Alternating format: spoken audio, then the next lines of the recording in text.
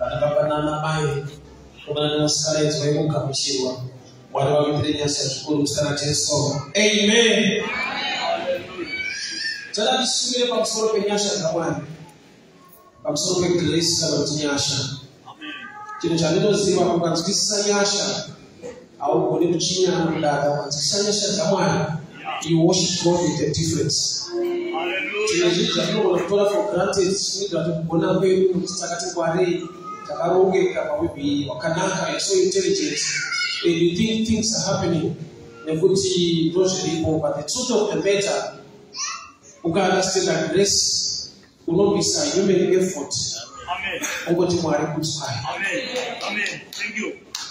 Thank you. Kule ziji mwari wanapita mpili wa wanu wanataka kupata knowledge ya kutikisa nikuda kumitio wani roho ya wana player ya wana fikra uti I'm smart. That's why he has to use kitabu cha Chakadai. 2 Kings chapter 4. 2 Kings chapter 4. 2 Kings chapter 4 from verse 38.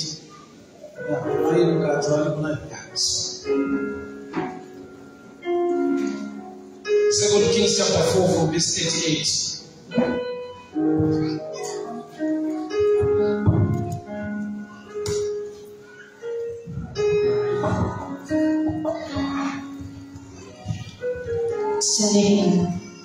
Mazimambo chapter number 4 kubva verse 38. Zvino Elisha akaenda Gilgali. Nzara yakanga iripo panyika. Vanakomana vavaprofita vakanga vagere pamberi pake. Akati kumuranda wake, gadza hari huru, ubikire vanakomana vavaprofita zvokudya. Zvino mumwe akaenda kusango kundotsanha miriwo. Akawana muti unotsanda. Akatanhapo magwaka. Akazadza nguo yake nawo. Akasvika akatsekera muhari yezvokudya. Nokuti vakanga vasingazivi. Zvino vakapakurira vanhu kuti vadye. Ivo vakati vodya zvokudya. Vakadanidzira vakati, munhu waMwari, rufu ruri muhari. Vakasagona kusvika. Asi iye akati, uyai noupfu. Akahudira muhari akati, tipakurirai henyu vanhu vadye. Father, we thank you for your way. Speak to us this morning, instruct us, correct us, empower us for the glory of your name. In Jesus' mighty name I pray. Amen. Amen. Kule meeting yakaitwa na Elisha ni wamo wa profita. So mazwaya baba wanakuda kati mtupai wale nzara ni waswema in the night. Doko baita meeting mkwe nzara.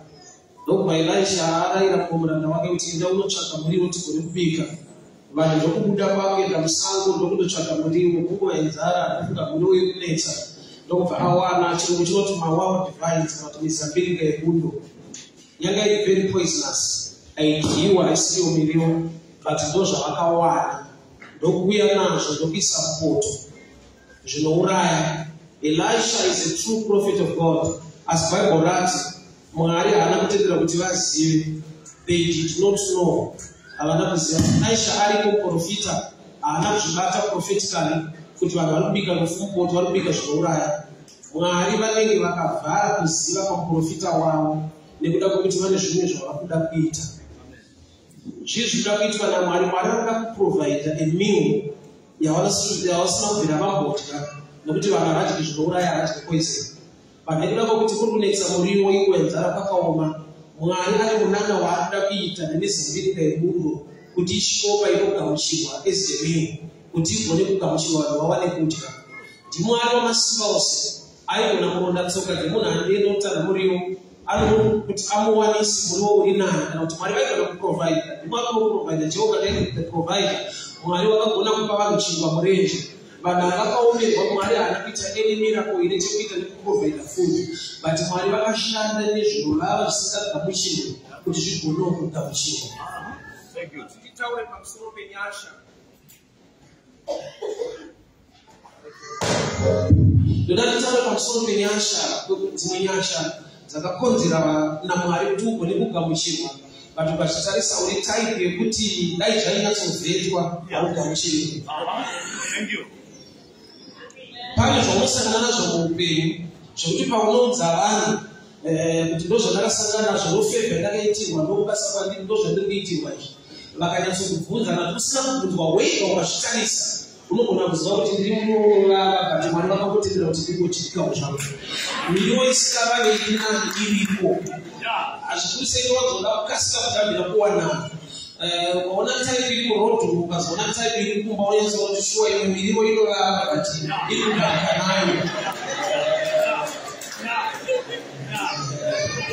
Unotozvizwa dzimwe achitokupromisa kuti wo unoenda chete but hapana kwauri kuenda zvako muri kutenda mese muzveshetisiperi muri kutotendera mese uri kurarama uri mapromise kuti unobva pano azviite but hapana kwauri kubva hapana zvinoitika kuda kuti pane dzimwe nyasha Mwari dzakavaka mupoto nokuti mupoto uriwo waifanirwa kuraswa unovava unouraya but Mwari akapa the prophet wisdom yekudhila nezvinobaya.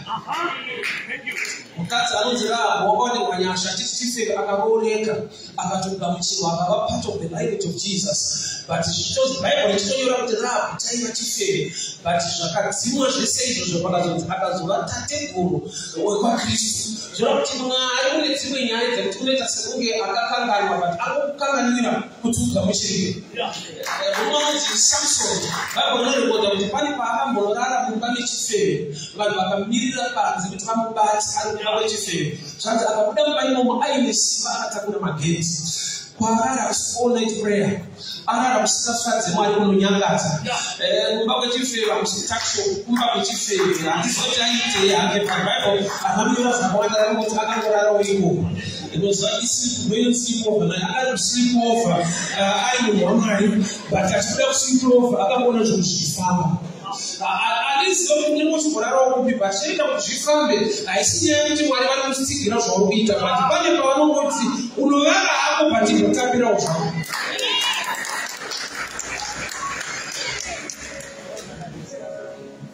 Muprofita aripo aigona kuprofita but Mwari vakabvisa the prophetic vakasiya Elisha ari just like ordinary person wekuti in his presence unobikwa poison. Muprofita anomuziva achizvipika nevanhu achinotanha muriwo asinosvika kuti muriwo wamatanha usiriwo. Vanhu vaifanirwa kumirira kuudza muprofita kuti mupoto maita mufu. Prophetically anonyasha dzekutoziva kuti pane zvimupoto zvinouraya but Mwari vatendera kuti muprofita asazviona nenzira iyoyo. Kune nyaya dzekuti Mwari unodziziva kuti nyaya idzi dzikazivikanwa zvako hazviite. So Mwari unoita kuti nyaya idzodzo dzinyarare kwete nekuti hadzipo but nekuti kune nyasha dziripo dzinodarika zviri kuitika muupenyu hwako. Peter une nyaya dzake dzekuramba Jesu but Jesu haarambe Peter. Muutera hwake hwese nezvaakaita but unoramba achitoda kuti kereke yake Peter aramba akamira. So there are times when position yauinayo kune nyaya dzinotozivikanwa but Mwari une nyasha inetsekana munhu anogona kutuma mumwe munhu but Mwari anosvika pakunyengerera Jona ane nhamo kusvika Jona abuda mubhoti kuti aende kuNinevha. Haana kuenda kuNinevha by choice, akaenda by pressure nokuti hove yakamumedza ndo yaienda ikoko kwete iye. Bible inoti hove yakanomurutsira ikoko kuda kuti asikuenda ikoko but amedzwa nezvinorutsira ikoko. Mwari vaigona kuraisa another man of God kuti anoita basa kuNinevha but Mwari vakaita sekuti vanosvika pavanonyengerera mumwe munhu ane nhamo. Anotanga kwanzwisa nyasha uchiona senyasha dzinokupa picture yaMwari anokunyengerera because he can do without you. But pane paanokuvavarirawo kuti mumeboita neni. Vari qualified varipo vakangwara vakarongeka varipo Mwari pane paanokudawo kuti zvako zvikuita wewe. Ungokwana mukusangwara kwako kese nekusaziva kwako kese but kune nyasha dzakamuputira nokuti kana uri mupoto pasina fulawa inoiswa you are very poisonous. Kana ari mukadzi anonzi Liya apinzwa mumwana nababa wake ari madhiri. Liya haana kuita kuroorwa, pakarorwa chidhiri na baba wake chakuti kuchashuka chetu chakukana umbaimo anobvira apfirwa adiwa naJacob but Jacob ati mazuva anga apa nandipe mudzimai wangu baba wacho akati tinokupa kana mashuka mudhara zvandine chidhiri chandinoda kutanga osakati ndinoda kuti nyatsoka kuti zvinhu zvasina kuronga chaita nechidhiri so but chakamukupasa chakadaro akabva aiswa mumbaimo mangwana kuseni Jacob akabuda achipopota madipa mukadzi asiri akuna chinorwadza kuti mumba wako but mumba kuti hausiriwo azvorwadza kuti mumba mouya usinombodiwa nerume uchinzira kuti hausi type yangu ani type yangu aniziva kutaura nezvaunoto handi anokudaro sokuti ndini type dzangu babinazona kuti wakukwana kwacho so hausiwo type yacho chaichai ani class ani level chacho yaanoda but wakukwaniswa imo mwana ndikakaita chidhiri maneno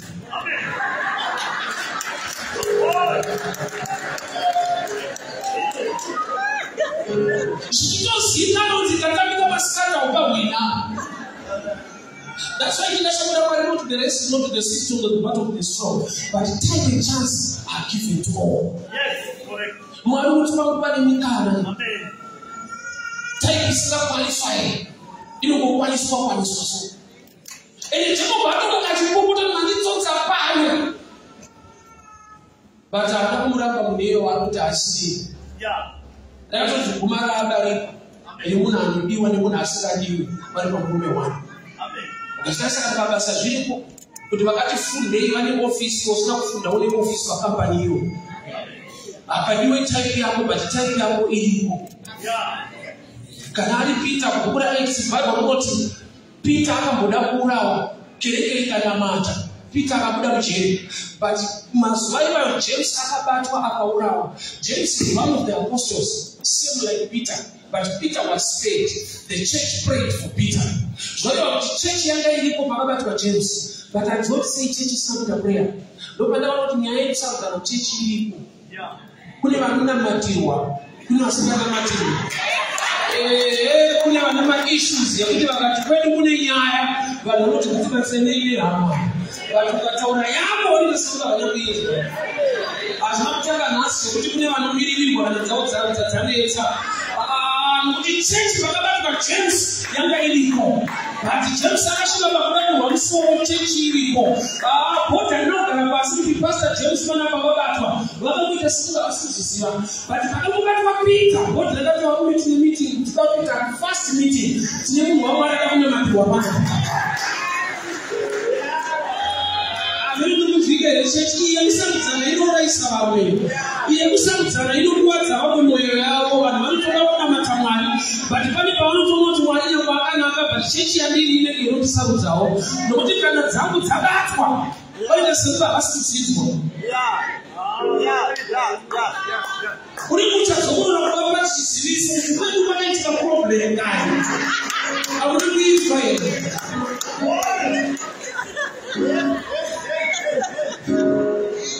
As I was saying to church, I'm still there. Also, I'm going to I didn't church. Panic, I'm still there. But when you say that it's full, kuna mtu kana wao wasimuka pita kana abatwa ndoba kunomina wao kana kupariza hivi na kakoso hilo powerful baba kuni wao church ina church wao inapita wao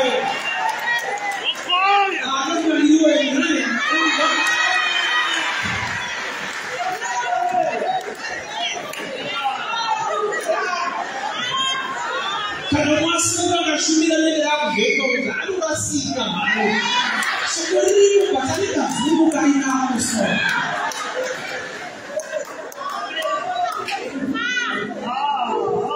church yanga iliko pakabata James saka yamina kuna Peter kana wasi hai mashauri salama kona mutsa wani chokwadi mtama dzangu nanga katurara mtuma akadimutsa aisiye nanga kashimura aisiye ndakanamata so there are times kuti kana woni wanyasha kona kukurana shaka usataka kungwana nekudira kwako I love people when I'm out of the place to do another pastor. But then you know, you are telling me 6 ways how to make it. Here I don't go to Wanyasha, and 6 ways that I don't know about it. 5 steps how to attract Jesus. Ulizakeyo ndowaonekwa unomboshenza Jesu. Zakeyo usati yolele timenzera imoto ndaonekwawo ndiri mumuti. But Zakeyo kanaenda kumbana Jesu anosera mnyora book how to host the Messiah. 10 ways. Unapachela mchakaoma but mtarana motange kumba.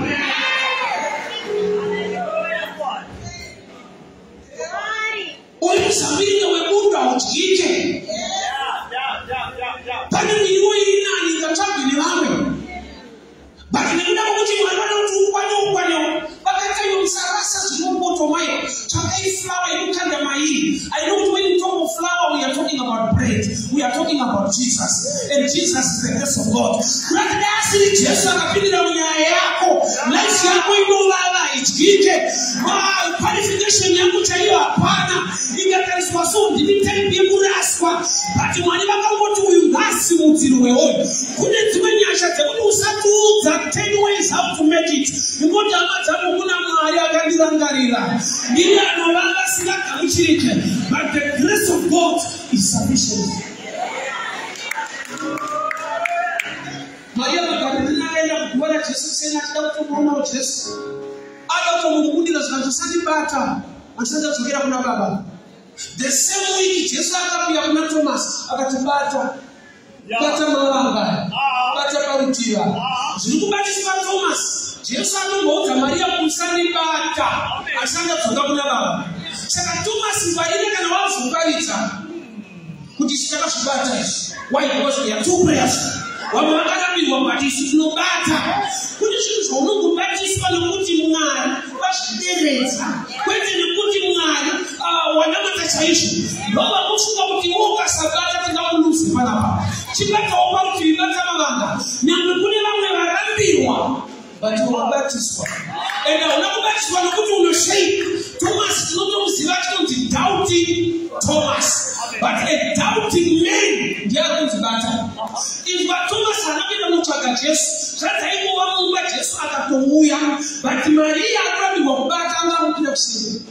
So she was wabata ishuni wanatushikira kushimukira kuzitaka. Afisi kubatika.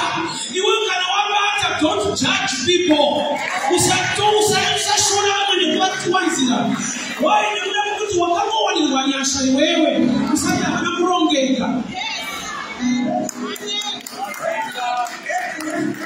Kana wapu wa platform kuchina so Gachiki the mice Usali ka Numa baruwe na kosa wanakurongeka Kuli ya barongeka warusi wali kuda kwenye China.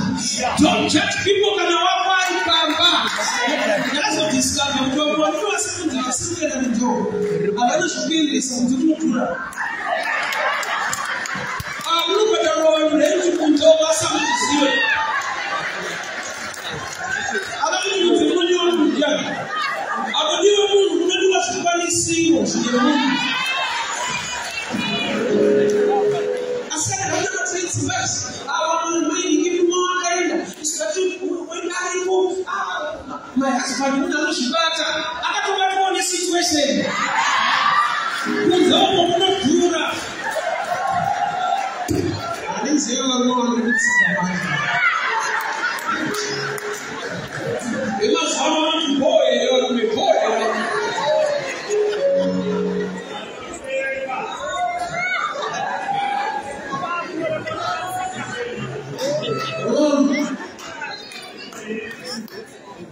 Peter wamoka lala sasa mamaka na mtuma akakuva akatufika sio kwa ndio wakati kudetiende sasa usaki nyingi 8 ways how to come out of prison.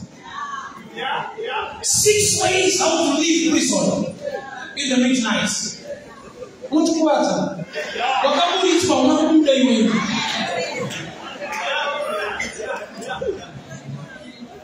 wamoka tulala muraka kwa nini nyasha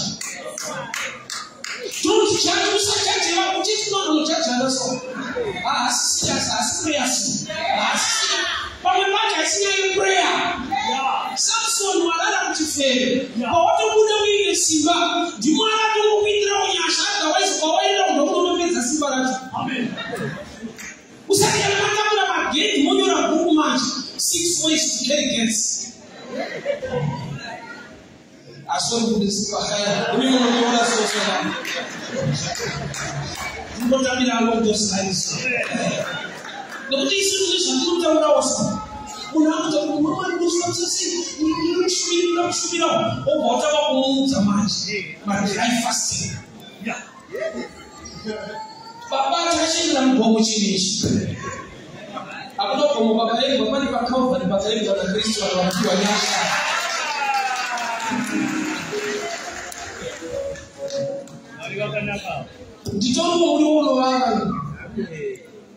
do you want to come so I just go over here to the country?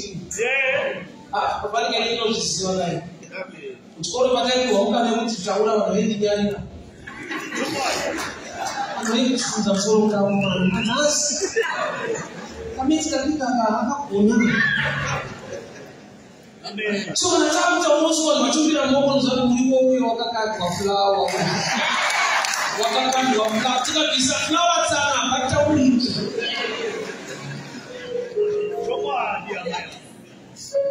What's up? What is your who can sack this? Who can remind them when Papa is that I talk with a sheet?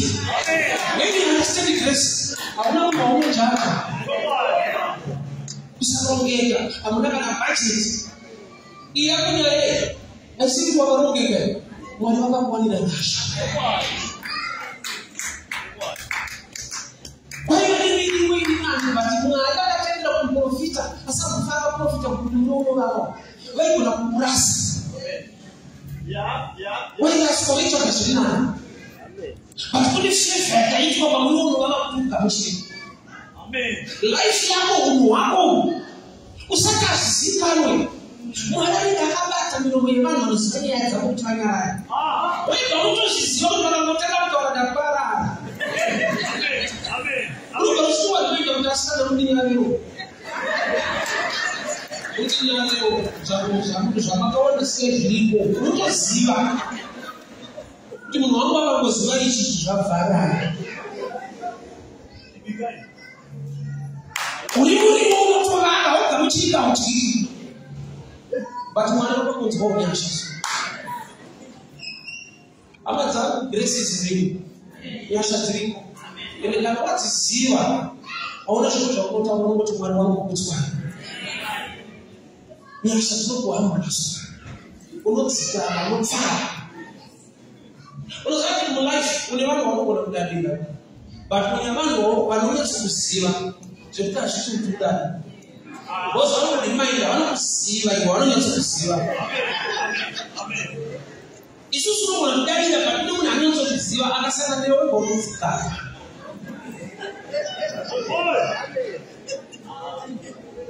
Qual visão não se va já que está não se va. Só eu caranga qual visão já que está na ukasiva kuti unitaike muruo wakaga uchiki au kamuchirike. Yes. Saka anataka ndio ndio mwa Bible kutafuta tuta watu 6 ways how to become sweet. Yeah. Paka flower. Yes. Paka flower ile ya kusisina. Mara wacha itaike muruo. Ndio watu kuautomate rufu. Não está o that is continuing to go. You don't know what disaster. Amen. Para chegar a achar, não tem que se pedir uma mancha. Amen. Yes, Lord. Daqui a pouco nós vamos já junto com o nada em bomba, a gente está junto com a folha do chupar. Junto com a folha de mangue, e aí para para o fogo, já tem na pele. A gente vai fazer um é para chegar ao finish. Amen. Ele falou de finish, watu opera. Falou de mangue, e para para o fogo, para chegar ao classe. Eu quero usar de vídeo e já vos bonito para parte de yes. Mwari wanoita unyashi. Chimwe zvawakanzibata zvakapirita yako. Zvimwe zvawina zvezvo zvakatadzwa nevanhu vakangwara. Vana connection vakazvitadza. Life yaumurarama yakatadzwa neshasha. iye anosumudza marombe kubva muguru achaisa pazvigaro. Kana mava pazvigaro nemachinda ukasangana nemarombe musasenge hamuna kusumuka makasimudzwa. Bhaibheri rinoti ndiye anoasumudza. Kana wakasimudzwa isa credit kuna akakusumudza. Usati kuchira vanhu ziva nyaya dzako kuti dai asiri akanisimudza. Ndepanotoenda kuita mutausa kwedu kune mavheni unongwari mavheni anomira marobhotsi aya. So one day ndine friend yangu ndobvaita asina vhenda muroti ndakabatikana ndikamuudza ushaka nonoziva kuti munhu anotengesa muroti neni wauri kusvika takafanana chirwani uyu tungu haana kufunda ndina ndakamuwanirwa nyasha namwari kuti ndiparidze. Otherwise dai mwari asina kutitsara rovai titori muroti imomo handinotombosiyana kaona anotomwakavabvisa nyasha dzavo unokuzvira tsitsi hapana iripo. Iyo kunyika kwacho nasana wacho atotishaira basa ndozvotogona izvi. Saka ndinoona nepawa unodenda vanotunga zipawa hapana unonowa wakafira mahara. Saka chayakashaira basa.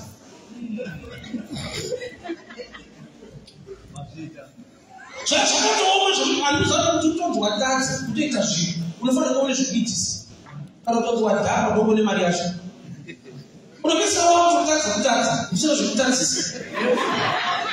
Unofira zviro zvawaita so. Kwani kuti munhu anaraiti kutadzisa zvacho. Kuti udai hauna chekudadisa. Uchiri yanga hauna chawaita nacho. Unotoswera zuva usina kutadza nokuti utotadza kutadza.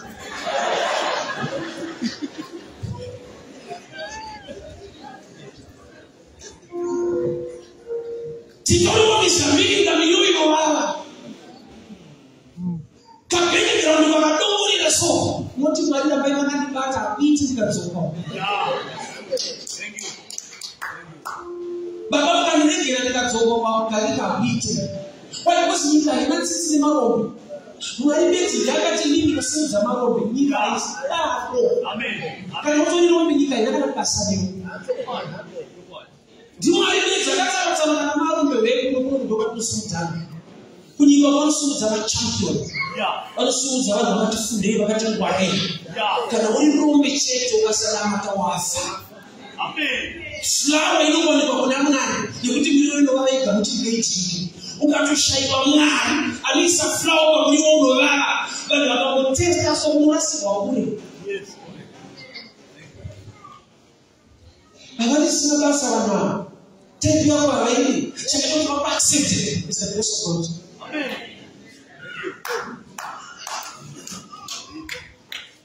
Vanotogara vachitaura unotozviziva kuti vatinokwati iwe. Avanotida azviita asipenda avatide.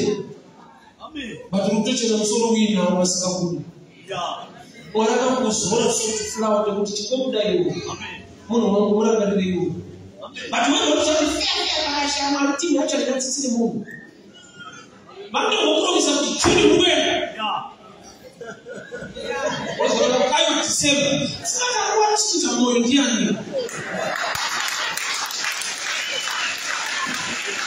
Sano tiriwe kuti tikateswa soni maravirenu. Ndozokushetira kuti munhu ufuka upoto kune rufu. Pese palitika mhosva vanotira vekuuya. Titori rufu meso kwavo. Tinosendesa akatigamuchiro. But kune nyasha dzakaiswa patiri. Aiwa zvinakasaura vafunda sei vanongoti forena unopinda mumaforena uri educated. Saka because they know my degree. Vanongoti forena mudegree mo une muri forena. Amen. Thank you. Usatarise kukwara ma-connections hako. Una identity yekuti ingamonzi pachena pa. Dzotodhava. Yes. Saka nyasha dzakaiswa naMwari manje. Kuti uri mupoto watoteswa kunzi unouraya. Havana kurasa. Mwari vakapa wisdom profita zvakati isai fulawa mupoto. Vakakanda fulawa vakasanganisa. Vanhu vakadya vakararama vakaguta. The best meal yavadya was once a poisonous meal isingachidyi. Vanhu vatiri celebrate nhasi machampion best zvizodii. Itapi yokuti Mwari vakabvisa nyasha dzavo atipaona futi. Tikati zvenyasha dzamwari pasaiti tinotanga kutsanangura nozvipanika wacho. Wewe usitotanga kugara pasi unopedzera nguva. Unokushingira pagraduate va. Ione manini nematini. Zvoti tikabvisa nyasha dzamwari tikati certificate apa. Unozidzira kuti tsauri tisiwasha pagedha. I'm qualified. But I was a word of flowers. Amen. Amen. If I was my results, everything have been natural, which are all. They can come people who super. They can come to demonate alone banana. Nobody can make up natural. You know, so much of the Rama food and Abba. Fair, it's wrong to go.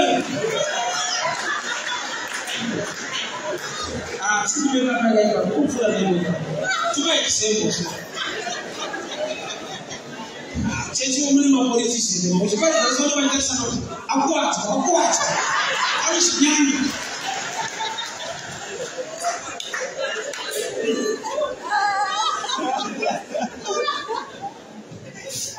Just no flower put. Unojaja wanaona msikaba baada wanakulaiwa bawe wanamsikaba yeye asiyota anakulaiwa bali kuuba anzu amen sasa yeye consider wanawe unaona kama tunasema tracks anakulaiwa wanakulaiwa kuni mwilini kabisa amen tena mimi nyambo wale wao chakika kulatiri mwana kama yoni kabisa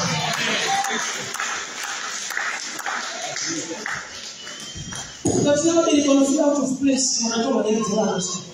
Yeah. When you are not a child, I don't want to teach them. But I'm going to teach what? What does that mean? You be the one to meet so it's Superman. As long as I'm in Stanton, I was an informant in Stanton. He had to let it by action, but some Magatan Banaya says, Amen. But when Magamona, I don't know if thank you. When you understand the grace, I want to know China. She bought you in a dream. Islam like a soul. Yes.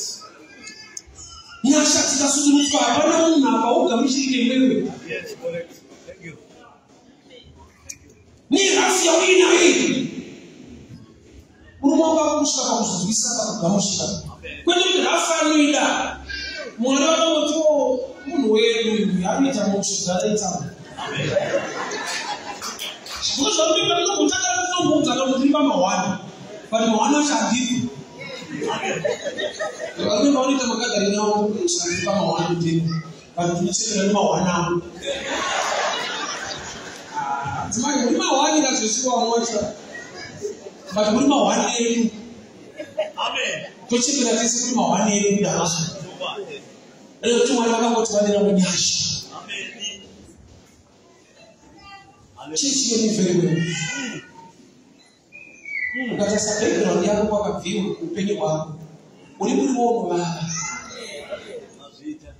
Just from myself, Makashi brought me to make up and say, I don't know what to do. Dead. Amen. She's not kissing. So we went on to learn wrestling for us. Can I put money or poison? They put it for us. But whatever come profit wisdom, don't but I should buy your flowers. Yasha to the car from Putin. But we catch up with our Canada. I want to get a good meal. But the grace of God upon the page me. Amen. What open you of Tarisa? I want you to offer you to become what as my good nash. I see what I won't get owner. Pamarisho my own camera, never your life. Zipachina utaona ni mali yako wawaka ni nyasha tatu. Amen. Because hii mali yako haikwani. But see paso wakika. Mwalimu akakupa muwe nikana. Netuwe nyasha. But soma zako pakaitika zvikuru. Zvekudai breakdown yebhajethi ukaisa pari unozoona asi izvezvi. Iya haikwana haite. Asoro kuzoona chikazi tushinga tisimba zvinhu zvaita sokufukani mamadhira anoita. Nyasa dzinosvika pakuti vanhu vakususpense. Ipoiwo wanoita basa rinenge akabata-bata. Iwo uchikubatwa batwa nenyasha. Pane kumwe kugamuchirwa the spirit of acceptance, the gift of acceptance, the grace of acceptance. Zvokuti wega unotoshaka kuti bati vanhu vanozvizozvadira parinda vachikondidaroso. Nditori muriwo wekuti ndega ndikazvivheta vakangotesta kudai vanorasa. Nokuti kune vatakangoraswa ikatova evidence yekuti hatigamuchiri. Ukazwa munhu achimhoresa kuti yes uchiri mupenyu isenge kuti palisti inofanira kuva wapa pasi. Asi anoti uchiri mupenyu naye kuti wakatosvikawo kufa. Isaidi iyoyo kuti vanhu ava vane basa nevanhu evakatanwa basa kugara bati nyasha dzamwari dzakakuchengeta. Mumugwagwa wandinofamba hamuna kudhiraivha, mune madhiraivha ari kunesa. Why? Nekuti zviri kuuraya vanhu unotosangana nazvo. Mwari achikutengesa. Uri correct unodhuma nemunhu ari wrong wotofa. Vanotoyambira pamauritika don't drink and drive. Iwo wenza unodhuma uri soba ungareve muntu mudiki.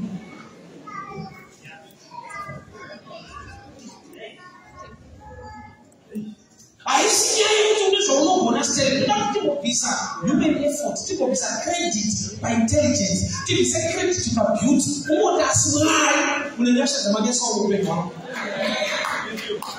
Zvatadzwa nevamwe makatitendera kuita. So ndikaona vamwe vari kukundikana ndigone kuvatsvinyira. Jesu anobvunza vadzidzi kuti munonditani, vanhu vanonditani. Vakati vaonoti Isaya vaonoti Jeremiah ndisisowa asi munonditani. Zvanzi vakamunyarara. Peter ndiye akati muri Mesaya. Jesu ndokubaziva kuti Peter zvaagona anogona kuzozvitutumadza. Rega rigara netopayambiro. Jesu ndokubati Peter nyama neropa hazvina kukuzivisa. Asi kuti Baba vari kudenga ndivo vakuzivisa. Munoti hauzivi wazivisa. Sinokuti Peter akasaudzwa izvozvo anozoti Jesu aenda oti mune vamwe vake. Vakomana maRevhati nawo pamusoro paKristu. You must be serious pakunamata kwenyu. Amen. Be prayerful guys. Mwari apota achitaura newe.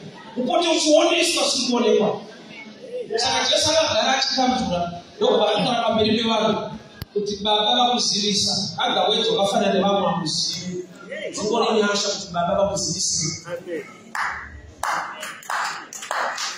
Zvinhu zvandinofunza kuti tinogona kuti uri kugonesa. Zvinhu zvandinofunza kuti tinoziva kuti uri kutoziviswawo. So ndikaona asingazive Mwari vandizivisa, I will not judge. I will stay with my brother. Wainekuti dzangu guru inyasha chete. Hapana zvandinokudza kuti ndakazodai hapana. Ukoti asi Baba vakangofungawo kuti ndizive haiti. So ndiye afuna kudavira mumwe wake Rachel. Titakumba maisha tinodiwa muri kupi. Ziva kuti makaroorwa usiku. Veusiku imbonyarara masikati hazvikudezvo. Fera masikati. Mubvunze kaJehovha. Kwatoenda zvakanoshedzera kuti matamba hiti. Saka unokwaniswa kubeka rimaso. Ndichapinda kusati kwaedza kasikawapinda. Pakaita chiedza chete munoonezva handisi tapinda gamuchiri. Dai Mwari atiwanira nyasha. Ndiwo ari mujaja kutera wevanhu sekunge wamazviita nesimba rako. Ukaunderstand grace, you become humble. Ukatoona uchidada usati wachibata. Vakuru nyasha ndozvati ukanyatsozinzwisisa hauna munhu waunongodadira kana kupika sokuti wakapenda unozozi asi mwari kumenyasha. Hazina zodaka kuona ndina zodaka yakasibaka. Makamuti ndinokuti ndikuva kwaiso. Jika.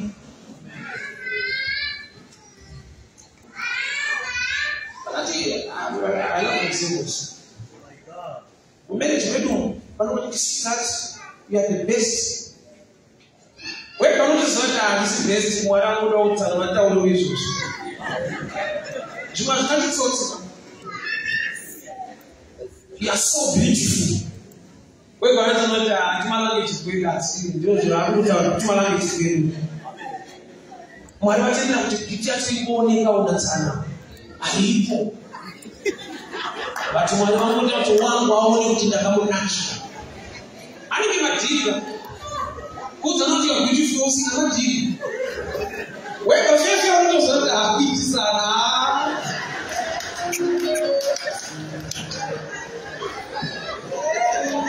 Shiti Jehova aishika shifame. Sasa kama unaona ziro hizi na unaona basi. Shiti chamani ni chamani.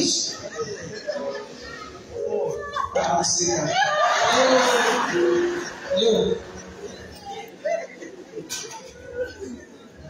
Daya siwana. Daya pamina bana machitawe. Baitabira baki. Chisha wache qualification na mechi sana uyego kita uyego pale. Tishola nyane yani kupi. Peter, nekura kumweka Yesu kataja ila Mungu kunda maisha. Usazouza bado with 4 ways to be close to Jesus. Wakaramba ni wewe. Ile ndio kama wewe na just remain with it. Amen. When you understand grace, you become a true worshiper. Amen. Au kusudi watu wengi kama bize wanakuru ngazwa visa no motivation yako au nini kama tutakati mimi katifadina tena kifanya makabila akaita ekutaka kisema ujinja mshaka mdao imemuli mambo no batai wanakutresa kwa ndaka baada kwa nini mambo na iko futa au ndai futa mwana kwa watu masamira kanizota sasa ndaka mwalimu akati visa anido control ba kurumbita amaza mistingi kune bakaviriyo watishogara mukuku zvisina kumira mushe mukatoona tabgara bakanaka kuchakinoziva chete aivivi muri kuona zvanhasi kune bakabviswa muriwo waitovava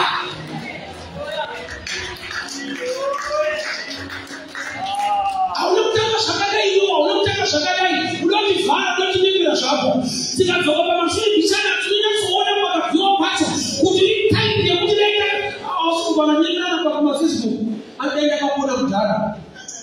Akaona mdara waitiza.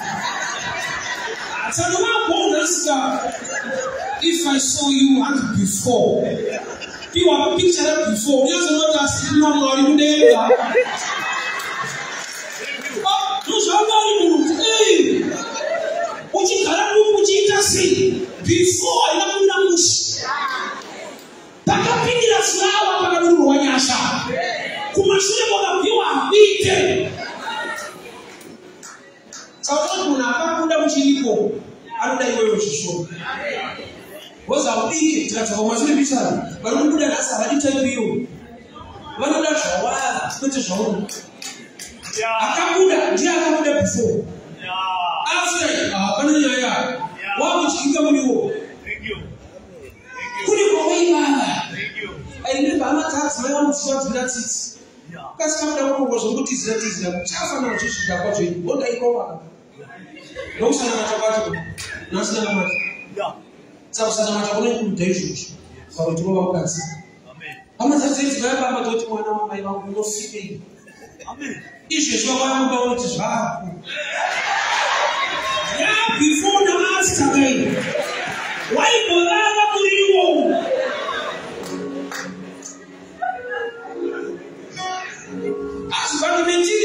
Yesu apindiro. Ana tsaida msuzauya kwa kuti mwanama inosire. Taisemesa. Aibido unataka mpaliza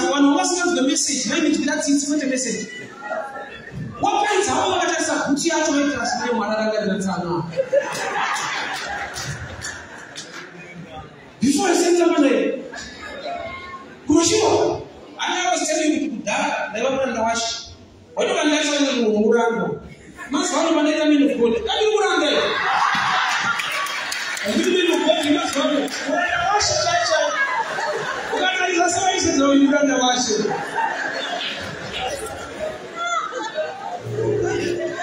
Why are you? But I try to test you to the same purpose. But spontaneous poison, you don't share the past. You don't have to say the bottle. But my manager, I won't tell you. Say your way. Amen. It's not by might or by power, but by the Spirit of God. Manager, I don't know why you don't pay your one range. Didn't ask for all to see, but you want to place almost some day. So what's the name of the that is a song. We should drop the Casamata of Parada. What's a long parada? You are getting shot. One of the songs that I don't know for two. In G-Way. In the mind, I do. But Papa finally was running for the whole item. And I was a 2014 Padai and Ethiopia, so the airports. But whatever is our first one, I'm good. Ah, it's all good. I'm paying it down. I should fit it. What do you spend? You're going to one of my airport to know what I'm paying it. I will go to Lama with the child. That is also around to assist. My God. We want to somebody who will go to today and we want to only driver. As a little testimony, you know, as a family member, back to an old rap. Zani, I'm happy to score. Mori only knows you was all about to flowers. I'm sure my time is done. But if you don't pay a reminder, to go off God. In Bomina Chama, you want us smile. Yes. And national. But I was just no matter who they nana. You Peter and Jesus are not your last year, Mr. Fitz. But you are the Mama Flipper. Amen. Yes. Obama Tayo, Omoma Tofa, and the machine had to start the Taita. Did I not say? Amen. Hey, on one time. Somebody made a meditate. I'm 56 years. Or less of a woman now. She got a shaman. They got home and I'm not a matter, but now won't be. I'm not about Paniash. Nobody should always say to eat. Nobody has all take off. Or more powerful. Amen. I can't be possible. No, from a junior. My senior child, which has been brought. Ah, Chimino. You want to try 2 minutes and no more. Kule nyasha sababu mteta sana. Mwana hapa sukuri. Shahidi kama show. Katika mshika hakuna unaangalia. Sasa kwa sababu mshika ndio kutatima kaso hapo ya mbili. Kwa nini unataka kike Mungu? Uitaki. Someone who has no way to go up and show. I think the time you want to be, you know, that's what I was saying. It's the grace of God. In Yasha, you said, watching when you complain, you put in the man in the ship. As a matter of risk of oxygen, you need some movie or one or couple of exercise about cheese. Gabon, which is the two battalions. Risk of oxygen, you want oxygen. Isso não foi oxigênio, o agora não só foi oxigênio, e não para. Se diz que o povo amado, tinha pouco de mamãe para nhasha, se tem pouco quase. Se não for for free, só furas. Só não vai dar isso para ser. Mas isso. Se não sabe bem o que é o amar, it's about the grace of God. Bruno nhasha tigasha ikati não parar. Deus a lembra velha que filho da testemunha. A velha é o testemunho. Eu estou falando na bosta na frente. takadzibvawo ndikabvaiko ndikatevera Mwari pamwe ndakasiya zvakaipa ndikataka kufamba naMwari tsotsi rinongoti ndindaramo dzandei. Hakuna chechi yakapirwa, hakuna chikuru chakabviswa muntaraunda dzandei. Ndovanotauradzwa mudenga ino anaangeya iwe takaita makurusei tatane ndikashingirira moti ndaiba but ndiri kuno unoona mudenga risiriwo.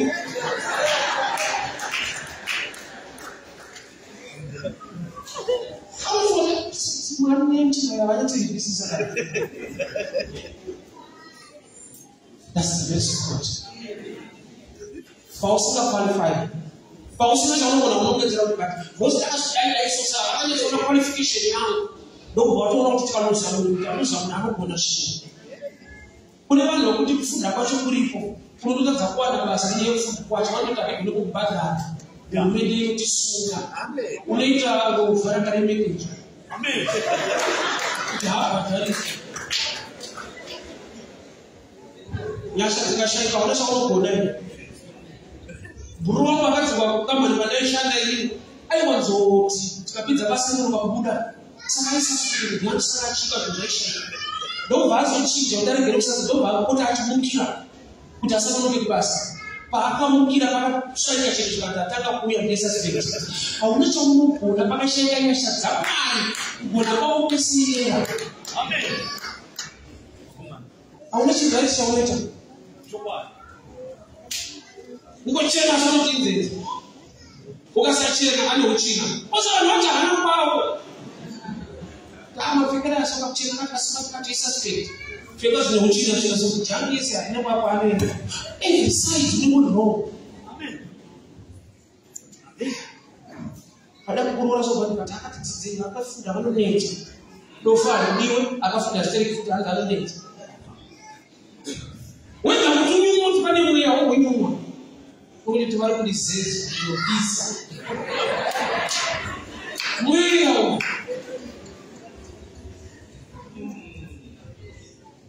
nokupera kusongekera manje namata wakone mangu ndekuda kutenda mari nenyasha wandataura kwaari anozviziva kuti vakuru tiritori mirivo inovava tirakaburisana kachena ndakauya sei muno ndinogona ini inoshanda kupi ndaachivheri wotarisa taimi yako yacho hakuna zvakadaro. Izvi ndozvinoti nyasha manje zvauraya vamwe wakadarika nepa hauna kufa ngegeneration yedu taatochindera akura azvibata zvirwere zvinouraya zvimwe zvacho hazvitauraya for example HIV unenge uinaro 20 years umwe yakamubata usati kwane maARV 1 year akafa iwe utopi vakreti nekuti unozvibata wega unoziva kuzvibata chivhiri takararama zvinonwiwa zvako ngatizokorore dege rafu padzokorore papa zviri muropa ravo zvinouraya within a year zvakauraya vakawanda chaita kuti urarame wararama mudispensation yekuti Mwari vakatendera kukudisazve mapiritsi anomusastena. So kana utori positive nonyasha hombe nokuti kuva positive yainova death sentence. Saka unokuchira vanhu kuti vakafa usingazvibate newe hauzvibate unacho but uri mumwaka wekuti unoraramika chiripo. Ngatisanyasha unoonodadira takafanira neivo vaiva unoseka vai takaingosiyana chete takawanirwa nyasha kurarama mumwaka wokuti zvinoraramika zviripo. So kana vakunamata ikamucherevesa kuti asi Mwari ndima matunga chigirichi nditori mbiya ndiri muriwo unovava ndaigona kurasa pakatorwa miriwo ina. Let us begin to pray. Father, we thank you for your wind. We thank you for your grace. Tinokutenda ile nyasha. Tinokutenda ile nyasha. Tinokutenda ile nyasha Mwari. Zisiri nyasha Jehova tinopara. Zisiri nyasha Mwari wangu atinapa tinoenda. Nyamene mari ndinotambira nebasa ndinoshanda. Zisiri nyasha Mwari wangu imba yaivakika. Zisiri nyasha Mwari wangu nemotokari yaitengeka. Zisiri nyasha Mwari wangu andaigona kubata nyamwe zvandakabata. Muri Mwari wakuti mafunga nezvaupenyu hwangu makadurura fulawa pamusoro pelife yangu yakazara kuvava yakazara kuvava. Imi Mwari makadurura nyasha makadurura nyasha.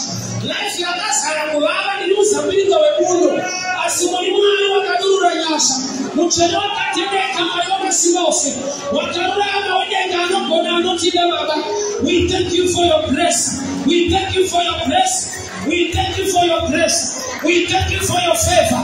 In the name of Jesus. In the mighty name of Jesus. In the mighty name of Jesus. Wenyasha mchero wakatendeka. Wenyasha mchero wakarurama. Takubaimini takuna matai baba. Nomuti tisiri nyasha mwari. Hakuna pakaenda. Tisiri nyasha Jehova. Apana chakaika. Tisiri nyasha mwari wangu. Apana chakaiko na kubata. Chandabata mwari. Ndabati swane nyasha. Chandabata Jehova. Ndabati swane shefa yenu. Chandabata mwari wangu. Ndabati swane nyasha. Musika Jesu.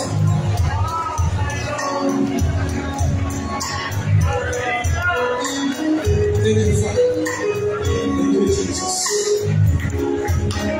The guy that passed out to the verse, Mark 16, verse 7. Go and tell my disciples and Peter. Go and tell my disciples and Peter. Is here and Peter. Rinotaridza kuti Jesu paati my disciples anozwa kuti church my disciples pavakanzwa kuti Peter aramba Jesu ka3 vakamisa paspecial is not part of the team vakamujaja.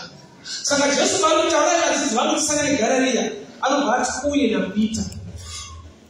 Peter is one of the disciples. There is no need yekuti ati uye naPeter, but sei akazotaura vadzidzi vanotisana neGarirea uye naPeter.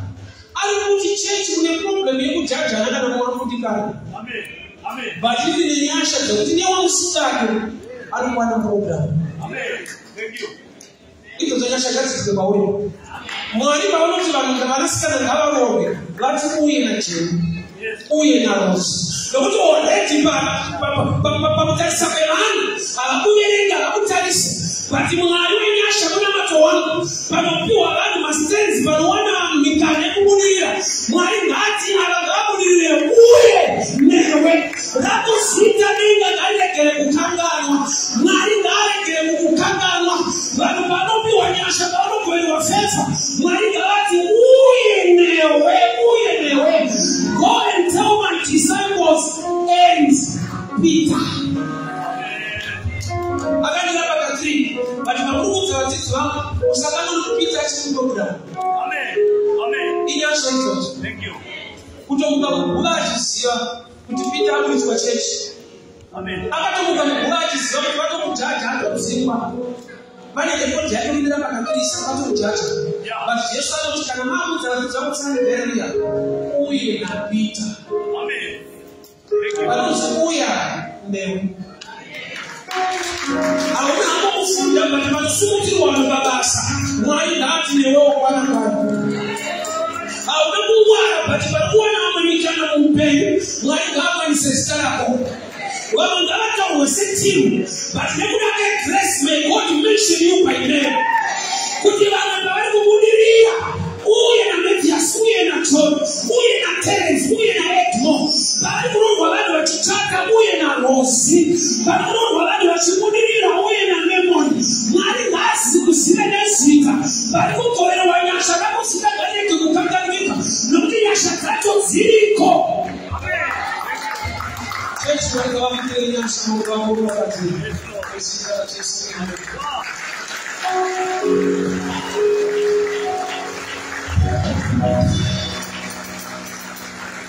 I want us to open the door for our Sunday offering.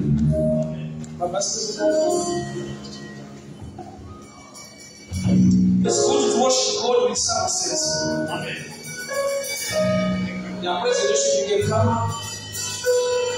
Let's be seated and praise God.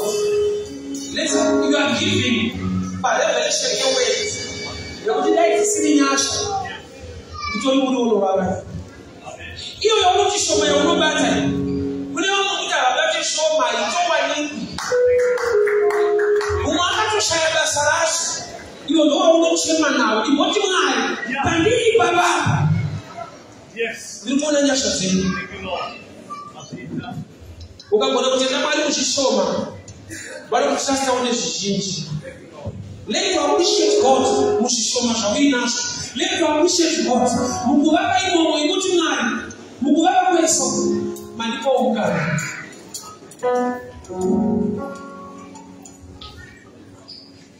Let's sing.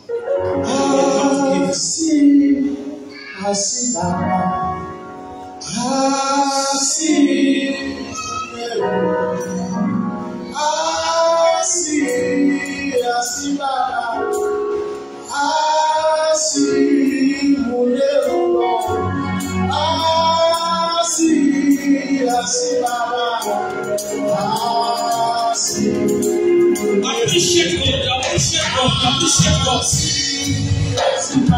Appreciate God, ukisoma chako, ukushaima kwako, unamo ya winayo, itima, nyasha zenu appreciate the grace of God. Appreciate the grace of God. Especially the foreign lands. Appreciate God, appreciate God. Appreciate God. Thank you for His grace. Thank you, thank you, thank you, thank you. Appreciate God, appreciate God, appreciate God. Appreciate Him for His grace.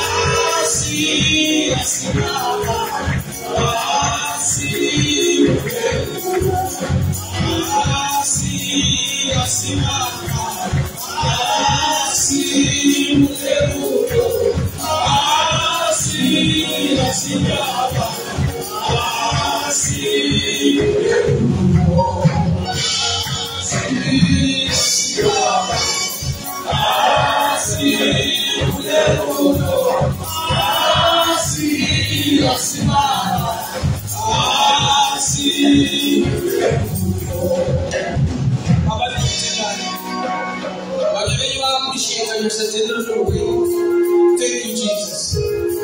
Thank you, Jehovah God.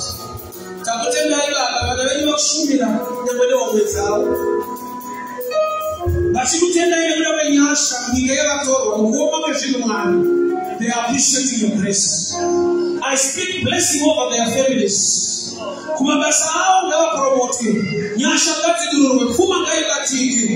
relationships are not declared in chato. Say I don't papa mori baba gashi batike jabano shuira. Nyasha gati duruwe baba shati ze. Mukulana kwa economy. Kuti manazo nyasha. Zabuti eleni wanakutendai. Mugabe kubudira nekukunda. We thank you for your grace. In Jesus' mighty name I pray. Amen. God bless you.